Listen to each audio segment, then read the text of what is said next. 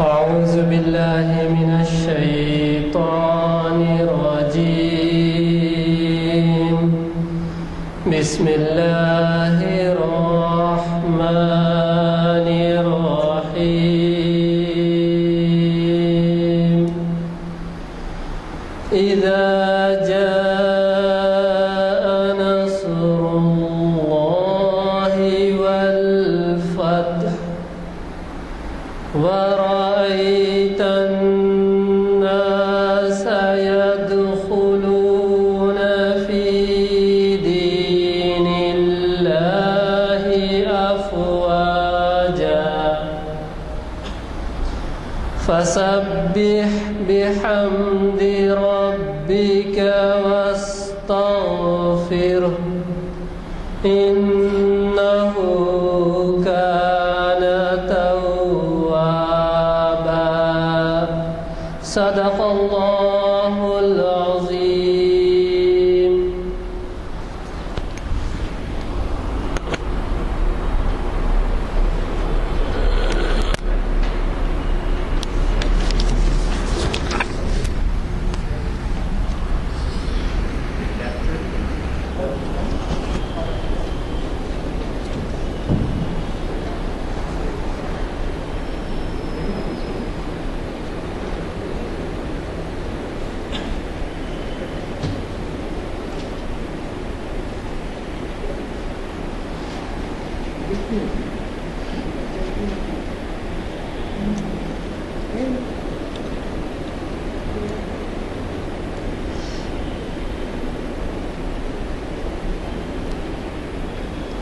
السلام علیکم. جو حضرات پیچھے بیٹھے ہیں میں گزارش کرتا ہوں کہ سامنے کی کرسیوں میں تشریف لائیں. مخرج صاحبین ہمارے ذرا زیادہ متوجہ رہتے ہیں اور کرسیاں خالی دیکھ کے اچھا نہیں معلوم ہوتا. حضرات جیسے کہ آپ واقف ہیں، آج ہمارے درمیان ایک تاریخ اسلام کے بہت بڑے اسکالر ڈاکٹر عقیل ہاشمی صاحب موجود ہیں. یہ آج کی تاریخ اسلام کی 662ویں نشست ہے جو بعنوان اسلام میں غلام اور کنیز کے حقوق آپ کے سامنے تفصیلات بتائی جائیں گی. یہ آج کل کا تصور نہیں ہے غلام کا. اس زمانے میں غلام کے معنی یہ ہوتے تھے کہ ان کی خرید و فروخت بھی ہوتی تھی اور عطیوں میں بھی دے دیے جاتے تھے، اور غلام کے معنی وہ کاملاً جو ہے مالک کے قابو میں ہو جاتا تھا، اس کے کوئی اختیارات باقی نہیں رہتے تھے. میں تفصیل میں نہیں جانا چاہتا، لیکن صرف بیک گراؤنڈ بتا دیتا ہوں کہ کتنا اہم عنوان ہے اور یہ مختلف ادوار میں کس طرح سے بدلتا گیا اور آج کے دور میں پھر کیا حالت ہے. یعنی اس کو قانون کے ذریعے دستوری حدود کے تحت قانون بنایا گیا جو بانڈڈ لیبر کہا گیا. وہ بانڈڈ لیبر کے معنی یہ ہوتے ہیں کہ وہ مزدور خریدے بیچے جاتے ہیں یا بچوں کو جو ہے ماں باپ سے عطا کر کے پیسے اپنے پر غلام بنا لیتے ہیں. اسی طریقے سے بچیوں کو گھر میں رکھ لیتے ہیں. وہ کنیز کا نام جو دیا گیا ہے، کنیز کے معنی پورے سمجھائیں گے آپ کو. تو اس طرح سے یہ نشست آج 18 اکتوبر 2014 عیسوی مطابق 22 ذی الحج 1435 ہجری بروز ہفتہ بعد نماز عصر جامع مسجد گن فاؤنڈری، جامع مسجد عالیہ گن فاؤنڈری کے کانفرنس ہال میں منعقد ہو رہی ہے. اور جیسے کہ آپ واقف ہیں، ہر ہفتے کو ہم اعلامیے تقسیم کرتے ہیں. نئے اعلامیے چھپ کے آ گئے ہیں جس میں آپ کے چہارشنبے تک کا پروگرام ہے، جمعہ سے چہارشنبے تک کا. تو اس میں دیگر جو عنوانات ہیں وہ بھی بہت اہم عنوانات ہیں، جیسے صفات مومن شریعت اسلامی کی روشنی میں ڈاکٹر محمد متین الدین قادری شریعت انفارمیشن کی 553ویں نشست مخاطب کر رہے ہیں. اسی طرح سے اقبال کا خطاب بنوجوانان اسلام، یہ بھی بہت بڑے اسکالر جناب محمد ضیاء الدین نیّر صاحب جو محفل اقبال شناسی کی 776ویں نشست کو مخاطب کر رہے ہیں، اور آپ کے جانے پہچانے ہیں. ان کے بھی 100 سے زیادہ لیکچر ہو چکے ہیں. ڈاکٹر عقیل ہاشمی کے بھی آپ کو بتا دوں کہ ایک کے تحت نہیں کئی عنوانات کے تحت، اقبال شناسی کے تحت بھی ہوئے ہیں، شریعت انفارمیشن سروس کے تحت بھی ہوئے ہیں، اور تاریخ اسلام کے تحت بھی ہوئے ہیں۔ بات یہ ہے کہ آج کے دور میں ٹی وی، کھیل کود، تماشے، لڑائی جھگڑے یہ اتنے زیادہ ہو گئے ہیں کہ ہم کو موقع نہیں ملتا کہ دینی معلومات کے لیے کچھ وقت نکالیں۔ جب یہاں پر یہ محفل شروع ہوئی، آغاز ہوئی، جیسے مثال کے طور پہ اقبال شناسی کی 776ویں نشست ہے، ہر سال 45 نشستیں ہوتی ہیں، 52 ہفتوں میں رمضان چلے جاتا ہے، 1-2 بارش یا تہوار کے نظر ہوتے ہیں، تو 450 10 سال میں ہوتے ہیں۔ اب آپ یہاں دیکھ لیجئے 776 ہے یا 800 900 ہوئے تو 20 سال ہوتے ہیں، 18 سال تو ہو گئے۔ تو اتنی دلچسپی لوگ لے لینے کی وجہ کیا ہے؟ وجہ یہ ہے کہ آپ کا ماحول آپ کو اس بات کی اجازت نہیں دیتا کہ دین کے معاملات میں کچھ دلچسپی دکھائیں۔ اب اللہ والوں آپ میں ہمیں اللہ کی توفیق دیتا ہے کہ قرآن مجید کی روز تلاوت کرتے ہیں، باوجود اس کے کہ خطبوں میں، وعظ میں، محفلوں میں سب آپ کو مشورہ دیا جاتا ہے ماں باپ کی طرف سے۔ اللہ کا شکر ہے کچھ لوگ متوجہ ہوتے ہیں اور قرآن شریف کی تلاوت کرتے ہیں روزانہ بپابندی، لیکن ابھی بھی ہمیں ایسے کئی ہیں جو قرآن شریف کی پابندی سے بے بہرا ہے، تو اس کی تلاوت سے۔ لہذا ایسی محافل کے اندر اگر آپ تشریف لائیں تو اس میں آپ کو ایسے حوالے مل جاتے ہیں قرآن شریف کے کہ جس سے آپ کو خود کئی ایسے اہم معلومات ہوتے ہیں۔ اب میں تفصیل میں زیادہ نہیں جانا چاہتا کیونکہ وقت مغرب کا قریب ہے، یعنی وقت کم ہوتا ہے اور مخرج صاحب کے خطاب کا وقت جو ہے وہ کم ہو جاتا ہے اگر میں زیادہ ہوں۔ تو میں آج کے ہمارے مخرج صاحب سے گزارش کرتا ہوں کہ وہ شہنشین پر تشریف لائیں اور اپنے خطاب سے ہمیں نوازیں۔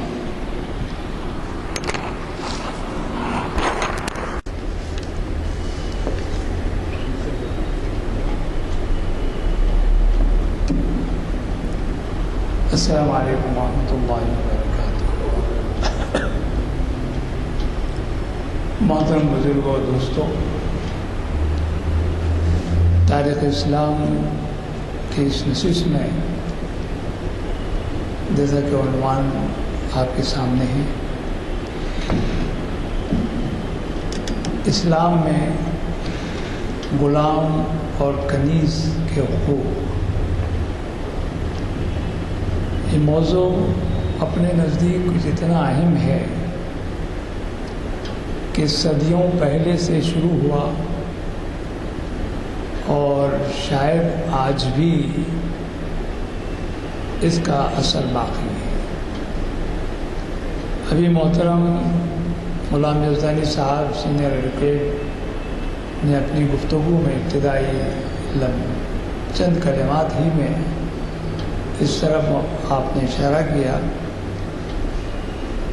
کہ ساری دنیا میں آج بھی وانٹڈ لیبر کے نام سے یا عنوان سے بچوں کو، کم سن لڑکے لڑکیوں کو، اور یورپ اور بلکہ خصوصاً افریقہ کے علاقوں میں آج بھی غلامانہ کیفیات ہی نہیں بلکہ غلام سازی کا کام کیا جاتا ہے۔ میں آپ کو بتاؤں، وقت بہت کم ہوتا ہے ان محافل میں، 45-50 منٹ میں ہم کو اپنی بات مکمل کرنی پڑتی ہے۔ جس عنوان پر گفتگو کی جاتی ہے اس کا محاصل آپ کے ذہنوں میں اگر آ جاتا ہے تو سمجھتا ہوں، میں خصوصاً دانستہ طور پہ کہہ سکتا ہوں کہ ایک مقرر کا سمجھیے کہ اس کی اسٹڈی یا اس کا جو منشا ہے وہ مکمل ہو جاتا ہے۔ تاریخ عالم کا مطالعہ کریں گے تو آپ کو اندازہ ہوگا کہ دنیا میں حکومت امارت کے برعکس یا مقابل میں غلام، کنیز یا مفلسی، ناداری، یہ ہر وقت ایک ضد کی علامت کے طور پر ہمارے سامنے آیا ہے۔ لیکن قربان جائیے رسول اکرم صلی اللہ علیہ وسلم کی ذات اقدس پر کہ آپ نے ایک ایسا دین ہمیں دیا کہ جس کی روشنی میں ہماری معاشرت ہی نہیں ہمارا مذہب بھی اس قدر شاندار ہے کہ ہم اپنی دنیا اور دنیا کے ساتھ آخرت کو بھی سنوار سکتے ہیں۔ رسول اکرم صلی اللہ علیہ وسلم کی بعثت سے بہت پہلے، بلکہ مجھے کہنے دیجیے کہ دنیا کی وہ ابتدائی تزئین کاری کے زمانے میں جبکہ قومیں قبیلوں کی صورت میں تھی، تہذیبوں کے ابھی نمونے ابھر رہے تھے، امارت اور اقتدار کا عالم ابھی صحیح معنی میں سامنے نہیں آیا تھا۔ اس وقت کی کچھ تہذیبیں جن میں مصر بھی موجود ہے، میسوپوٹامیہ، عراق کا علاقہ، بابل، نینوا، جہاں حمیری سلطنتیں تھیں، آشوری سلطنتیں تھیں، ان کے یہاں بھی یہ ذہن کام کرتا تھا کہ اقتدار، صاحب اقتدار کے تحت کوئی اس کا خدمت گار ضرور ہو۔ اب اس خدمت گاری کے عوض ان کو یا تو پیسہ دیا جاتا تھا یا پھر ان کو کھانا کپڑا دیا جاتا تھا۔ اس زمانے میں کپڑے کا تو تصور بھی کم تھا، لیکن ان کو پناہ دی جاتی تھی جسے آج ہم بانڈڈ لیبر کہتے ہیں، کہ ان کے ہم کفالت کرتے ہیں، ان کے کھانے کپڑے کا انتظام کرتے ہیں۔ اس زمانے میں بھی بادشاہت کے ساتھ، امارت کے ساتھ ناداری، مفلسی بھی تھی، اور یہی کام سب سے پہلے تاریخی اعتبار سے میں عرض کرتا ہوں کہ مصر میں یہ پہلی غلام سازی ہوئی کہ جہاں کے فرعین، فرعون جو وہاں کا بادشاہ ہوا کرتا تھا۔ فرعون دراصل بادشاہ کا نام ہے، ٹائٹل ہے، جیسے اس کا کچھ اور نام بھی ہو سکتا تھا۔ ہمارے پاس بھی آپ نے دیکھا ہوگا خاندان غلامان بھی تھا ہندوستان میں، آصف جاہی سلطنت بھی تھی۔ ہر نظام اپنا ایک نام رکھتا تھا، لیکن اس کو نظام اول، نظام دوم، نظام سوم اور چاروں ساتویں نظام تک بھی، بلکہ آٹھویں نظام کا بھی ہمارے ذہن میں نام ہے، لیکن ان کو کہا جاتا تھا کہ نظام دکن ایک حکومت تھی، علامت تھی، ایک اقتدار اور بادشاہت کا ایک ٹائٹل تھا۔ اسی طرح فرعون بھی ایک ٹائٹل تھا۔ فرعون بھی اس زمانے کے بادشاہ اور صاحب اقتدار کو جو حکومت کرتے تھے ان کو کہا جاتا۔ فرعانہ جمع ہے ان کی۔ مصر کے فرعون نے، یہ مختلف ادوار میں جو فرعون آتے رہے، انہوں نے اس غلامانی ذہنیت کو نہ صرف پروان چڑھایا بلکہ اس کی مدد کی، پشتی کی، اور غلاموں کا ایک پورا ماحول پیدا کیا جہاں صرف دس نگر، مفلس، نادار، غریب اور حاجت مند لوگ ان کے اطراف دس نگر ہو کر ان کے دس بستہ ان کی خدمت پر معمور ہوتے تھے۔ یہ کوئی 3000 سال پہلے کی بات عرض کر رہا ہوں، جبکہ تہذیبی اعتبار سے بابل اور نینوا کا جو علاقہ ہے کہ جہاں حضرت ابراہیم علیہ السلام کی پیدائش ہوئی، عراق کا علاقہ وہی ہے۔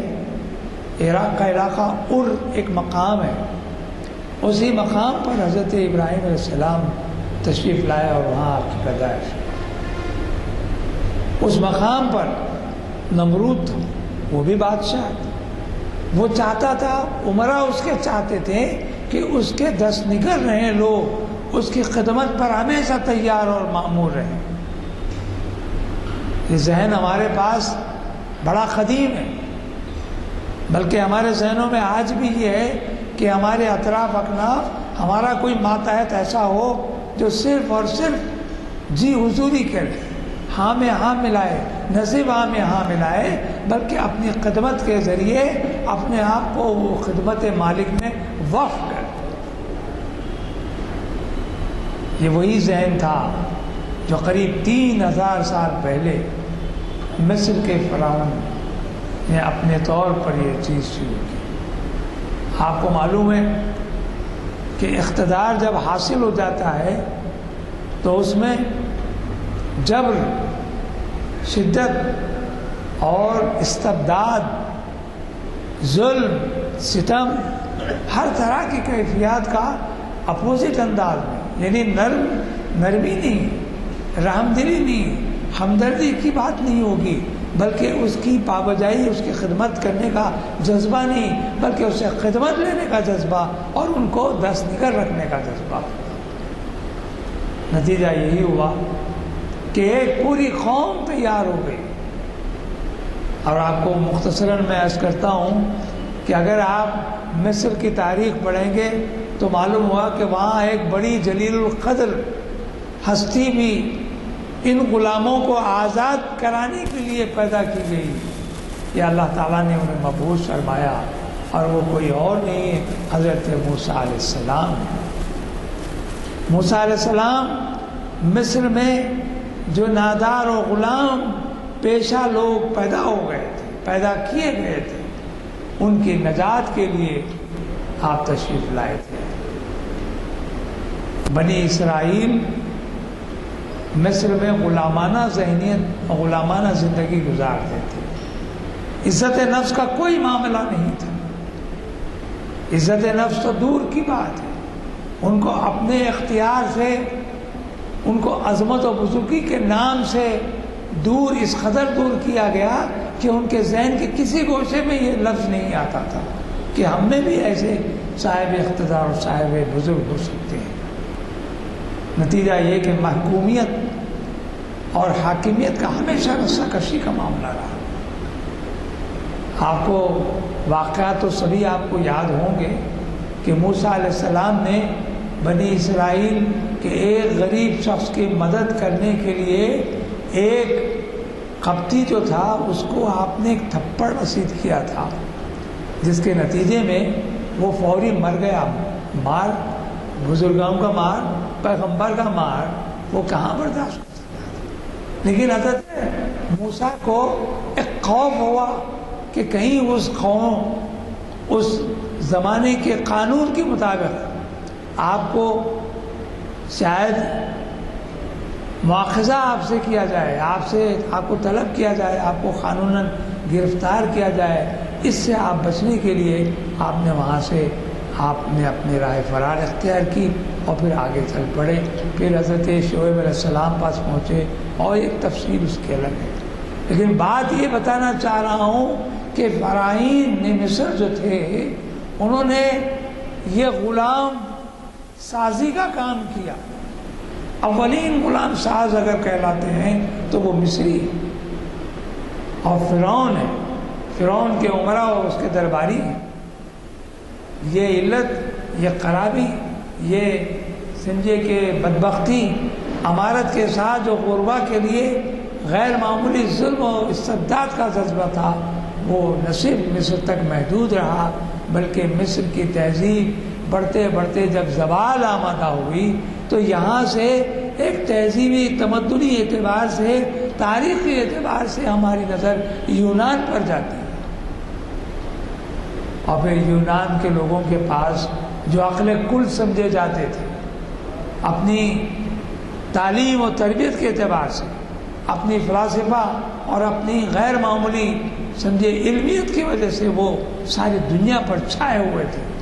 یونان کا فلسفہ ساری دنیا میں مشہور تھا۔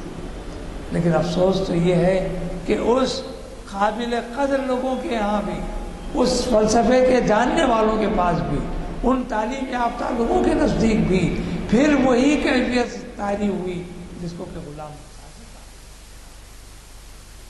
یونان میں بھی سقراط و بقراط کو زہر دے دیا گیا۔ کس نے دیا زہر؟ تو معلوم ہے کہ امارت نے دیا، اقتدار نے دیا، حکومت نے دیا، صاحب دراول نے کیا۔ حکومت اور صاحب اقتدار لوگوں نے بقراط کی بات نہیں مانی، سقراط کے خیالات سے استفادہ نہیں کیا، بلکہ ان کو محمل قرار دے کر، ان کو لایانی قرار کر کے، ان کو ذلیل کرنے کی خاطر ان کو موت کے گھاٹ اتارا۔ یونان میں تو ایسے کئی واقعات ہوئے، لیکن سب سے زیادہ ستم اور ظلم کا جو ریکارڈ قائم کیا گیا وہ اہل روما نے کیا. یونان کے بعد جو تہذیب ہمارے پاس پروان چڑھی ساری دنیا میں وہ روم کی، اہل روم کے لوگوں نے، روم کی بادشاہت نے، روم کے اقتدار نے، روم کے عمرا نے، روم کے تجار نے ایک ایسی کیفیت پیدا کی کہ اپنے ہی جیسے انسانوں کو اپنا غلام بنایا. ایسے غلام بنایا بلکہ غلاموں کو جانوروں سے، درندوں سے لڑایا اور ایک تماشا بنایا. ان کی زندگیوں کے ساتھ کھلواڑ کیا. ان کے نزدیک انسانی جانوں کی کوئی قدر و قیمت نہیں تھی. وہ جانور سے بدتر سمجھتے تھے غلاموں. تاریخ پڑھیے تو معلوم ہوگا. دراصل میرے دوستوں بزرگوں، ہم تاریخ سے جب دور ہو جاتے ہیں تو تہذیب و معاشرت کی بنیادوں پر بھی ہمارے واقعات سے ہم واقعات سے واقف نہیں ہو سکتے. معافی چاہتا ہوں.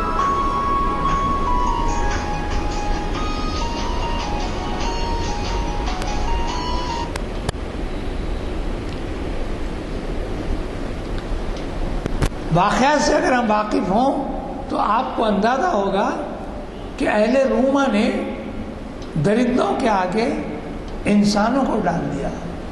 بھوکے پیاسے انسان درندوں سے لڑیں گے. ہوسرانی کا عالم یہ تھا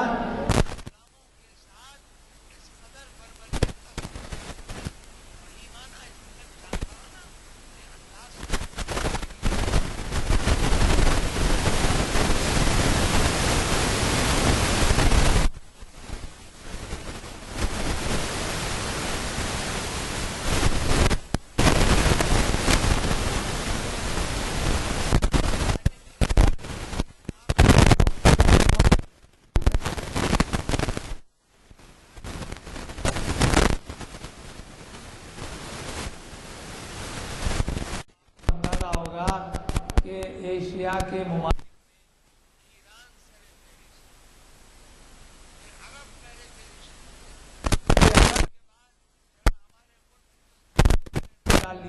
تو آپ کو اندازہ ہوگا کہ یہاں بھی وہی غلامانہ کیفیات سے اقتدار ہم کنار ہیں. ایک کشمکش ہے انسانوں کے درمیان، حکومت کے ساتھ اور کمزوری کے ساتھ، اقتدار کے ساتھ، ناداری کے ساتھ، محکومیت کے ساتھ، حاکمانہ کیفیت کے ساتھ. معلوم ہوا ایشیا میں ایرانی جو سلطنتیں تھیں، خصوصاً ساسانی جو خاندان تھا، اس کے مظالم کا اگر آپ ریکارڈ پڑھتے ہیں تو آپ کو اندازہ کرنا پڑتا ہے کہ یقین مانیے کہ اہل روم، مصر اور یونان کے لوگوں کو انہوں نے پیچھے چھوڑ دیا.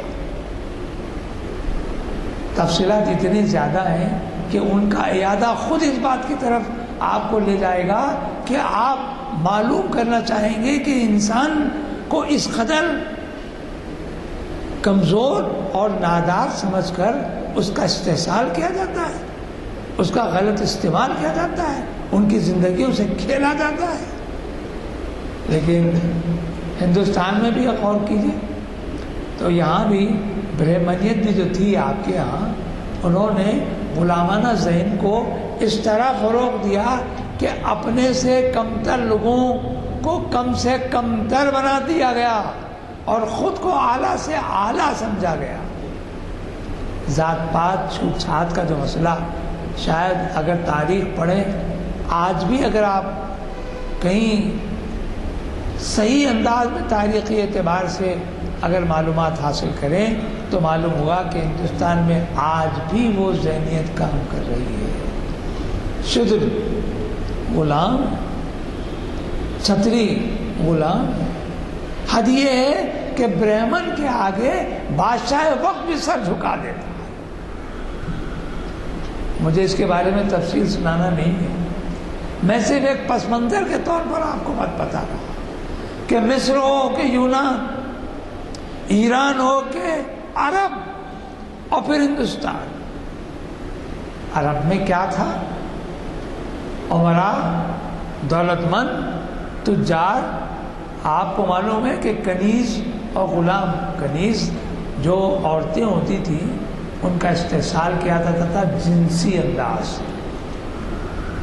ان کا استحصال کیا جاتا تھا جسمانی اعتبار سے، ان کا استحصال کیا جاتا تھا گھریلو کام کاج میں. اس قدر ان کے جبر کا اندازہ کیجیے کہ ان کو زندہ جلا دیا جاتا تھا. ان کو زندہ دفن تو کرنا وہاں کی تہذیب کا ایک حصہ بنا ہوا تھا. خود اپنی اولادوں کو وہ لوگ زندہ دفن کر دیتے تھے. اور تاجر جو ہوتے تھے، بردہ فروشی، بردہ کہتے ہیں غلام، بردہ فروشی ایک عام بات تھی. کیا آپ کو یوسف علیہ السلام کا واقعہ نہیں معلوم؟ کیا یوسف علیہ السلام مصر کے بازار میں نہیں بکائے گئے؟ ان کو کہاں سے اٹھایا گیا؟ ان کو کہاں بیچا گیا؟ قرآن اس بات کی گواہی دیتا ہے کہ یہ جو غلامانہ ذہنیت ہے، یہ امارت کا جو انداز ہے، یہ اپنے ہی جیسے انسان کو حقیر جاننے کا جو طرز زندگی ہے، وہ آج سے نہیں ہے، ابتدائے زمانے سے، کہ جب سے انسان نے اپنے آپ کو طاقتور اور حاکم بنانا چاہا. قدرت نے بھی اس کا ایک بہت بہترین مظاہرہ کر کے حضرت یوسف علیہ السلام کا مکمل قصہ. سبحان، آپ کو معلوم ہے قرآن میں یوسف علیہ السلام کے قصے کو احسن القصص کہا گیا، بہترین قصہ. احسن جو ہے سپرلیٹو ڈگری میں، اچھے سے بہتر، گڈ بیٹر بیسٹ جسے ہم کہتے ہیں. احسن کیوں؟ سوال یہ ہے کہ قرآن میں تو موسیٰ علیہ السلام کا بھی قصہ ہے، عیسیٰ علیہ السلام کا بھی ہے، یونس کا بھی ہے، ہارون کا بھی ہے، سلیمان کا بھی ہے، اور کئی ایسے، قوم تبع کا بھی ہے، لوط کا بھی ہے، ابراہیم کا بھی ہے، اسماعیل کا بھی ہے. کئی ایسے واقعات ہیں اللہ تعالیٰ نے قصص بیان کیے ہیں.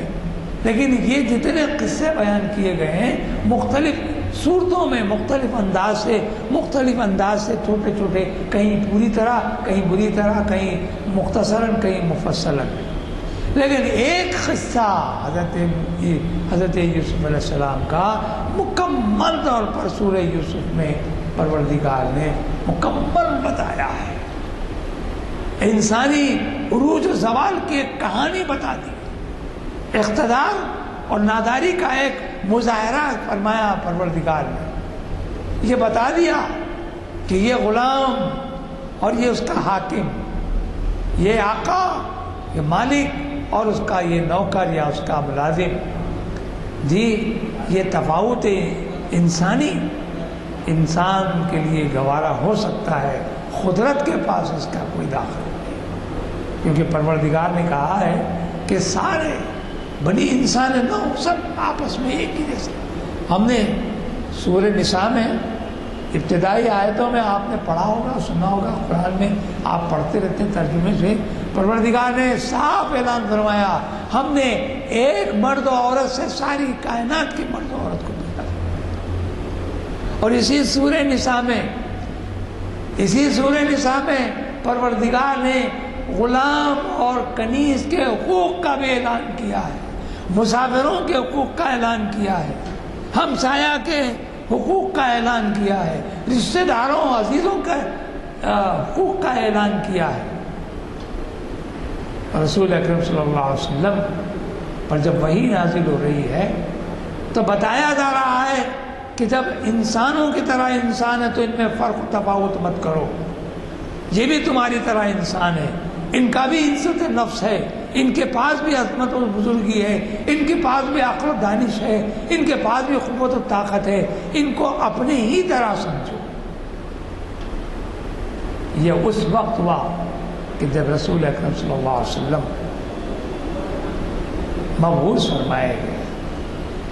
لیکن میں اکثر اس بات کی وضاحت کر دیتا ہوں، بار بار اس کی وضاحت اس لیے بھی ضروری ہے کہ محافل میں کبھی کبھی کچھ لوگ نئے آ جاتے ہیں تو شاید ان کے معنوں سے، اس کے مفہوم سے واقفیت کما قو نہیں رکھتے.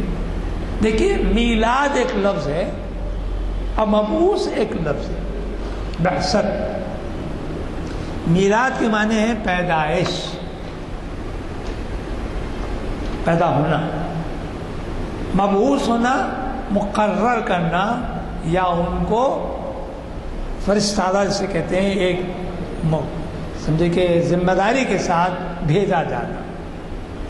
رسول اکرم صلی اللہ علیہ وسلم کی میلاد مبارک دنیا میں احادیث کی بنیادوں پر تو اگر آپ جائیں تو سرکار دو عالم صلی اللہ علیہ وسلم نے فرمایا کہ میں اس وقت بھی نبی تھا جب آدم مٹی اور پانی کے درمیان تھے. میں نبی اس وقت بھی تھا جب آدم مٹی اور پانی کے درمیان تھے. لیکن دنیاوی اعتبار سے ربیع الاول کا مہینہ حضور اکرم صلی اللہ علیہ وسلم کی پیدائش کا مہینہ ہے. 12 ربیع الاول اور بعض تاریخ کے اعتبار سے 9 اور بعض میں 11. لیکن بہرحال متفقہ طور پہ جمعی اجماع جو ہوتا ہے وہ 12 ربیع الاول کا ہے. وہ پیدائش کا دن ہے، یوم پیدائش، وہ میلاد ہے. میلاد النبی جو ہم مناتے ہیں، رسول اکرم صلی اللہ علیہ وسلم کی پیدائش مناتے ہیں. وہ دن مبارک کہ جب ہمارے آقا، ہمارے مالک، ہمارے سرور اور ہمارے سمجھے کہ آقا و مالک اور دین محمد صلی اللہ علیہ وسلم، شریعت محمد صلی اللہ علیہ وسلم جو تا قیام قیامت تک باقی اور رہنے والا ہے، اس کے لانے والے ان کی پیدائش ہوئی. لیکن آپ کو 40 سال گزرنے کے بعد پروردگار عالم نے آپ کو نبی و رسول بنایا. یہ بعثت کہلاتی ہے، مبعوث کرنا، مقرر کرنا، فرستادہ کرنا. تو معلوم ہوا کہ رسول اکرم صلی اللہ علیہ وسلم کی حیات طیبہ کے جو 40 سال گزرے وہ اس بات کی ضمانت دیتے ہیں کہ آپ کا جو کردار تھا، آپ کی جو شخصیت تھی، آپ کی جو سیرت تھی، آپ کی جو زندگی کا انداز تھا، وہ اس قدر پیارا، اس قدر اہم اور غیر معمولی تھا کہ کفار و مشرکین بھی آپ کو صادق و امین پکارا کرتے تھے. ابھی اسلام کا اعلان نہیں ہوا ہے، ابھی ایمان کی طرف اشارے نہیں ہوئے، ابھی رسول اکرم صلی اللہ علیہ وسلم نے خود کو رسول اور نبی کہہ کر اعلان نہیں کیا ہے. لیکن آپ کی زندگی کا ایک ایک لمحہ اس قدر نورانی، اس قدر غیر معمولی کہ ساری کائنات، سارے ماحول میں آپ کی جو شخصیت تھی وہ اس قدر محترم اور مقدس تھی کہ لوگ خود آپ کو امین و سعادت کر کے پکارتے تھے. ایک ماحول بنایا گیا. اور جب نبوت کا اعلان ہوا اور نبوت کے اعلان کے بعد دیکھیے 23 سالہ دور ہے رسول اکرم صلی اللہ علیہ وسلم کی نبوت اور رسالت کا. 40 سال عمر شریف اور 23 سال دین کے کام اور اسلام کی سمجھے کہ تبلیغ کے، تو مکمل ہو گئے 63 سال. تو معلوم کیا ہوا کہ 40 سال میں وہ جو شخصیت سامنے آئی، وہ جو عظمت والی، بزرگی والی جو شخصیت ہمارے سامنے آئی، وہ 23 سالہ زندگی میں جو اسلام کی بنیادی وصف کے ساتھ اس کی نورانیت کو پھیلانے کے لیے آپ اٹھ کھڑے ہوئے. 23 سال کا دور. اس 23 سال 13 سال مکی زندگی کی اور 10 برس مدنی زندگی کی. اس 13 سال میں وہاں محکومیت کا انداز ہے، جبر ہے، ستم ہے، ہر چیز کو برداشت کیا جا رہا ہے، ہر چیز پر خاموشی اختیار کی جا رہی ہے، جوابی کوئی بات نہیں کی جا رہی ہے.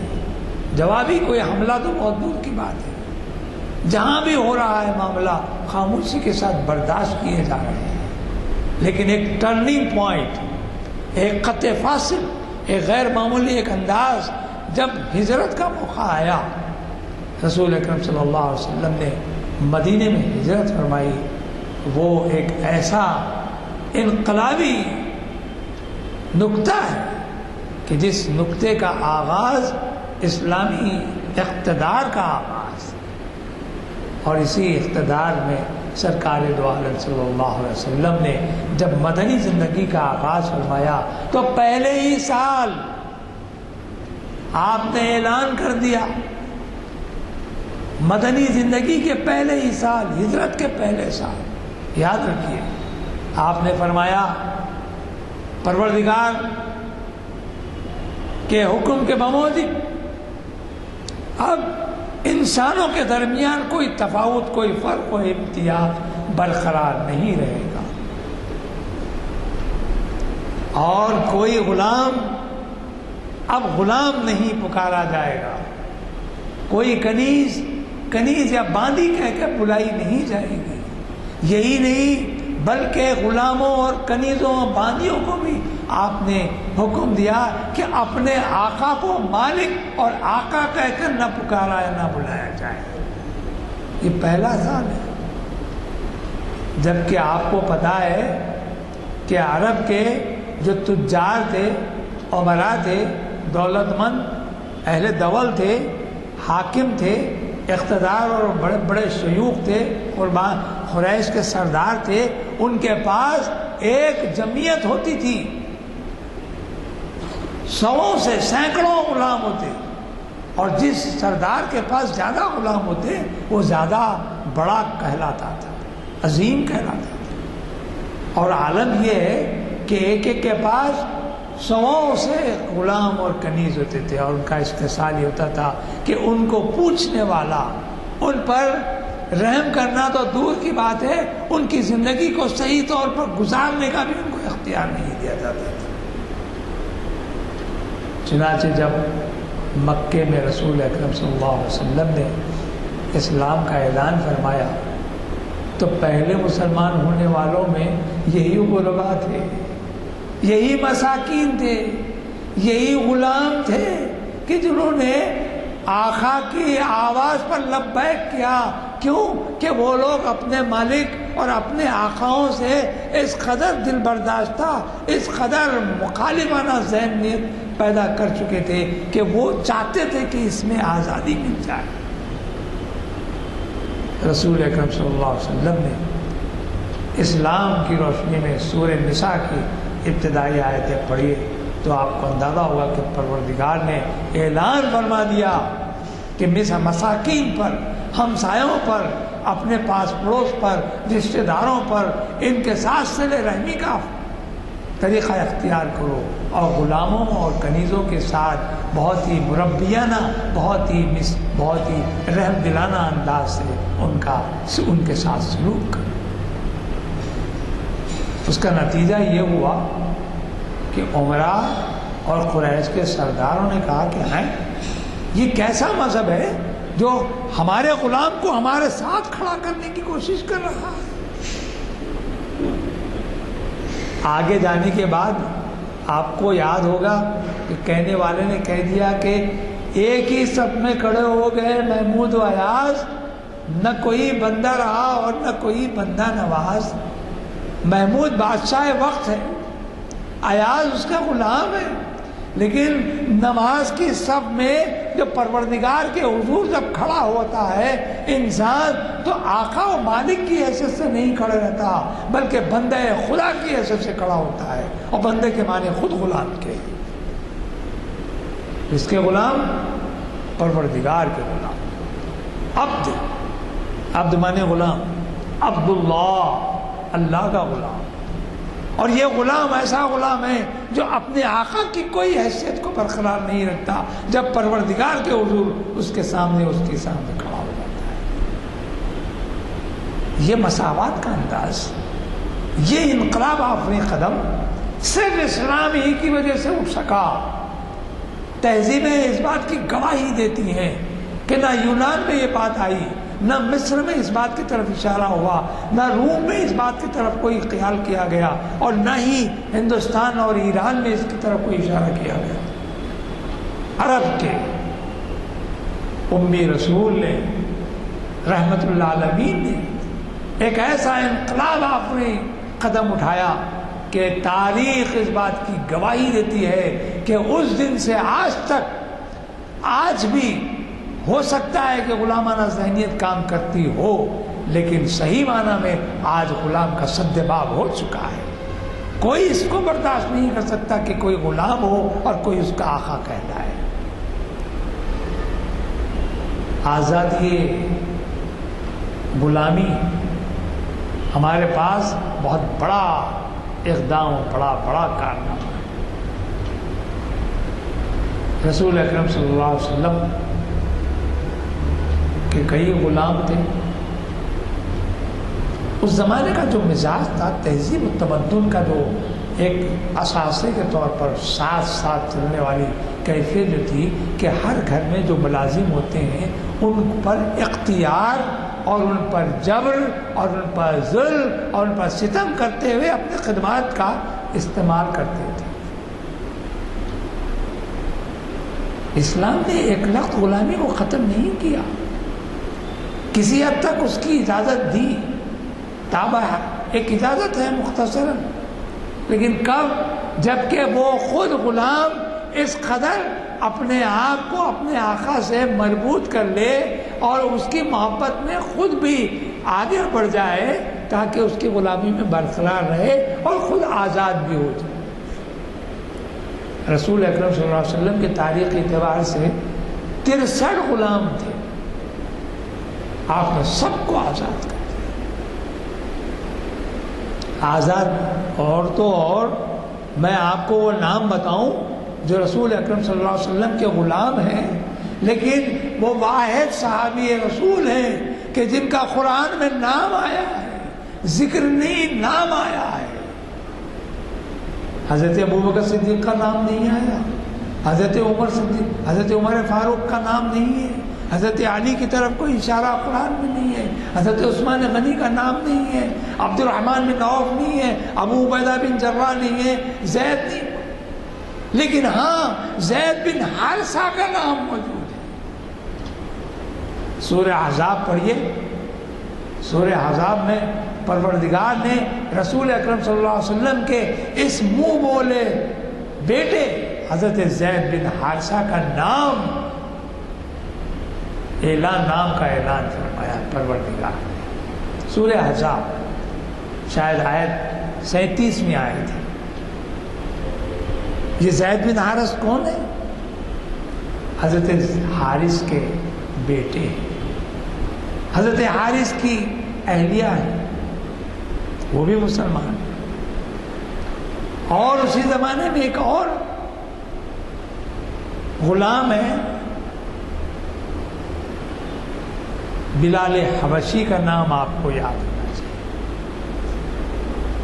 یہ بنی امیہ کے خاندان کے امیہ بن مغیرہ کا غلام تھا. وہ اس قدر شدید تھا کہ جب اسلام کا اعلان ہوا تو بے ساختہ بہت ہی والہانہ انداز سے جبر و ستم جب زیادہ حد سے بڑھ جاتا ہے تو اس میں باغیانہ بغاوت کا جذبہ بھی پیدا ہو جاتا ہے. کہ جبر کے خلاف بلال حبشی نے اعلان فرما دیا کہ میں مسلمان ہوں. امیہ کو معلوم ہوا تو اس پہ اس نے ستم توڑنا شروع کیا. کیا آپ کو یاد نہیں ہے کہ حضرت بلال حبشی کو ریت کی تپتی ریت پر ننگی پیٹھ سے ان کے بدن پر صرف ایک نچلے حصے پر کچھ کپڑا باندھا ہوتا تھا اور اوپری حصہ ان کا برہنہ اور ننگا ہوتا تھا. اس گرم ریت پر ان کو لٹا دیا جاتا. نہ صرف گرم ریت پر لٹایا جاتا بلکہ گرم پتھر ان کے سینے پر رکھ دیا جاتا تھا اور کہا جاتا تھا کہ اسلام سے انحراف کرو، رسول اکرم صلی اللہ علیہ وسلم پر جو ایمان لائے ہو اس سے انکار کرو اور خود کو پرانے مذہب کی پابندی کرتے ہوئے بتوں کی پرستش پر اپنے آپ کو مائل ہو، اس پر پابند ہو. لیکن حضرت بلال حبشی کی زبان سے صرف احد احد احد کی آواز آتی ہے، یعنی وہ ایک ہے، ایک ہے، ایک ہے. پروردگار کا وحدہ لا شریک کا اعلان. بدبخت ابو جہل جس کے بارے میں رسول اکرم صلی اللہ علیہ وسلم نے فرمایا کہ یہ میری امت کا فرعون ہے، میری امت کا فرعون اگر ہے تو ابو جہل ہے. ابو جہل کا عالم یہ ہے کہ ایک کنیز زیزا جس کا نام تھا، زیزا، وہ بھی مسلمان ہوئی تو اس کو نہ صرف خود مارتا تھا کوڑوں سے، بلکہ اوروں کو بھی آمادہ کرتا کہ چلتے چلتے 1 2 4 کوڑے آپ بھی لگا دیجیے. کیوں؟ اس نے اسلام اختیار کیا ہے، رسول اکرم یعنی محمد نبی صلی اللہ علیہ وسلم پر ایمان لایا، اور اس کی سزا یہی ہے کہ اس کو اتنا مارا جائے کہ وہ جاں بحق ہو جائے. چنانچہ عمر فاروق بھی ایک موقع پر حضرت زیزا کو اس قدر مارتے ہیں کہ تاریخ ہم کو بتاتی ہے کہ حضرت عمر جیسا شجی اور قوی الجثہ انسان تھک جا رہا ہے، حضرت زیزا کے جسم سے خون ٹپک رہا ہے، لیکن وہ ہیں کہ برابر مارے جا رہے ہیں. پاداش کیا ہے؟ جرم کیا ہے؟ تو معلوم ہوا کہ جرم یہ ہے کہ وہ اسلام یعنی سلامتی کے پابند ہیں، رسول اکرم صلی اللہ علیہ وسلم پر ایمان لائے اور آزادی کے لیے اپنے آپ کو مستحق قرار دینا چاہتے ہیں. رسول اکرم صلی اللہ علیہ وسلم نے خصوصاً حضرت ابوبکر صدیق کے بارے میں تاریخ یہ بتاتی ہے کہ آپ نے غلاموں کو آزاد کرانے کے لیے ایک بہت بڑی رقم آپ نے خرچ کی. جب معلوم ہوا کہ زیزا پر اتنا ستم توڑا جا رہا ہے، بلال حبشی پر اس قدر ستم توڑے جا رہے ہیں، تو حضرت ابوبکر صدیق ہمیشہ آگے بڑھے اور انہوں نے اس کے مالک کو منہ مانگی رقم دے کر اس کو آزاد کرا دیا.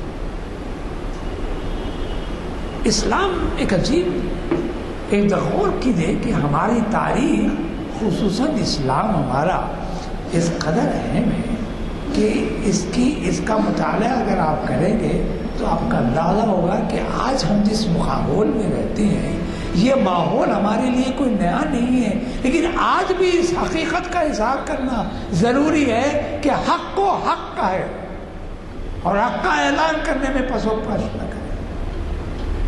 غلام کی آزادی دلانے کے لیے آج بھی اگر آپ اٹھ کھڑے ہوتے ہیں، یونو کی آج ایک کمیٹی، مجھے نام اس کا یاد نہیں ہے، وہ کمیٹی اس بات کی ہمیشہ کوشش کرتی رہی ہے کہ جہاں کہیں اس طرح کی استبداد یا ظلم ہوتا ہے وہاں سے ان کو نکالا جائے، آزاد کرایا جائے.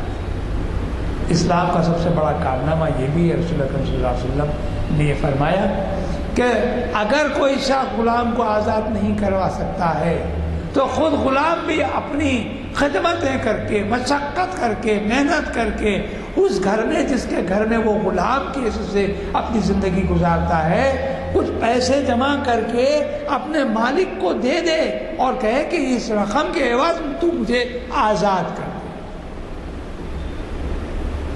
یہ اسلام میں یہ لفظ مکاتبت کہلاتا ہے، یعنی خود محنت کرے غلام اور ایک معقول رقم جو اس کا مالک چاہتا ہے کہ اس کو آزاد کر دے تو اس کی خدمت میں پیش کرے اور اس کو آزاد کرے. اور تو اور اسلام نے ایک کام یہ بھی کیا، حقوق اور اسلام، غلام کے حقوق تو اپنی جگہ مسلمہ ہوں گے، لیکن انسان کو انسان سمجھنے کا سب سے پہلا حق اسلام نے دیا. اور جب حضرت ابوبکر صدیق کے زمانے میں بیت المال قائم ہوا تو بیت المال میں اس کا ایک مد رقم خاص طور پر غلاموں کو آزاد کرانے کے لیے مختص کی گئی. وہ مصارف جو زکوٰۃ میں دیے جاتے ہیں، زکوٰۃ کے مصارف میں یہ بھی شامل کیا گیا کہ جہاں کہیں غلام موجود ہوں ان کو آزاد کرانے کے لیے بھی زکوٰۃ کے پیسے سے اس کا استعمال کیا جا سکتا ہے. غلام معمولی غلام نہیں ہوتے تھے، ان میں ایسے ایسے غلام بھی تھے جو اپنے وقت کے بادشاہ ہوئے. کیا خاندان غلامان ہندوستان کا یاد نہیں ہے؟ غیاث الدین بلبن ناصر الدین محمود جی یہ غلام ہے، یہ غلام ہے جنہوں نے اپنی زندگیوں میں ایسے ایسے کارنامے انجام دیے کہ جس کا جواب نہیں۔ خود محمود غزنوی کا ایک چھوٹا سا واقعہ بول کے آپ کو نکل جاؤں گا، وقت بہت کم ہے اور ختم ہونے کو ہے، کہ محمود غزنوی سبکتگین کا بیٹا تھا۔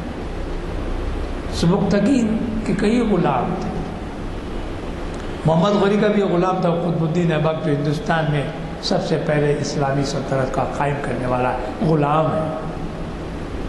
تو محمود غزنوی ہمیشہ اس بات کا طالب رہتا تھا کہ کاش مجھے کوئی بتا دے کہ میں کس کا بیٹا ہوں، ہمیشہ۔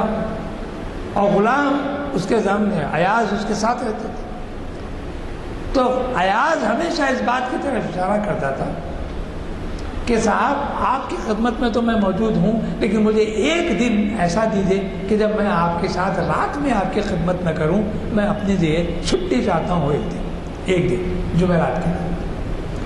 بادشاہ نے کہا ٹھیک ہے لے لو۔ مختصراً کہہ رہا ہوں کہ وہ ہر جمعرات کے دن چھٹی منا لیتا تھا۔ تو لوگوں نے اس کی طرف اشارہ کیا، محمود کو برگلایا کہ ایاز آپ کے خلاف سازشوں میں لگا ہوا ہے، جمعرات کے دن غائب ہو جاتا ہے، کچھ نہ کچھ ایسا کام کر رہا ہے جو آپ کے خلاف پڑ رہا ہے، آپ اس کی تحقیق کیجیے کہ آخر یہ جاتا نہیں کرتا کیا ہے۔